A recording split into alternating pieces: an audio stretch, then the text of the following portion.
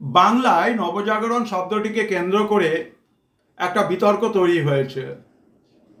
ঐতিহাসিক সুশোভনচন্দ্র সরকার তার বিখ্যাত প্রবন্ধমূলক গ্রন্থ the Bengal Renaissance and the other এসে, এই গ্রন্থে সর্বপ্রথম নবজাগরণ শব্দটির ব্যবহার দিয়ে শুরু করেন। স্কটল্যান্ডের ধর্মযাজক আলেকজান্ডার ডাফ ভারতবর্ষে এবং বিশেষভাবে বাংলায় নবজাগরণকে একটি নতুন যুগের সূচনা বা ডন অব দ্য অসপিশিয়াস এরা বলে অভিহিত করেছেন।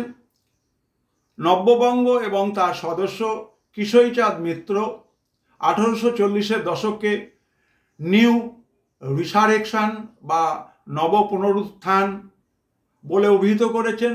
শিবনাথ শাস্ত্রী তার রামতনু লাহিড়ী এবং তৎকালীন বঙ্গ সমাজ গ্রন্থে রেনেসাঁসের পরিবর্তে নবযুগ বা নবভাব শব্দ ব্যবহার করেছেন।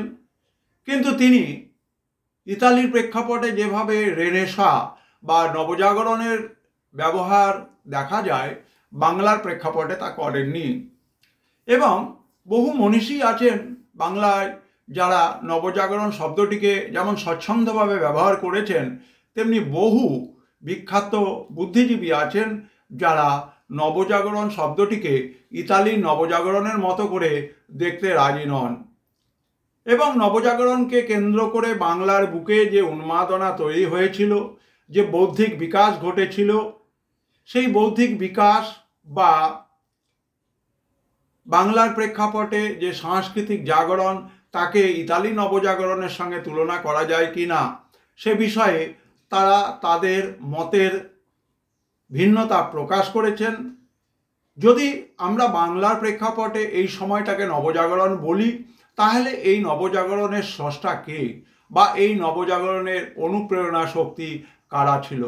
আমরা আগামী কালকের ভিডিওতে এই নবজাগরণের ব্যবহারিক বিতর্ক নিয়ে আরও বিস্তারিত আলোচনা করব। In the light off history, ইতিহাসের আলোয় আজকে তোমাদের জন্য বাংলা এবং ইংরেজি দুটোতেই রেনেসাঁ বা নবজাগরণ সম্পর্কে ধারণা দেওয়া হলো।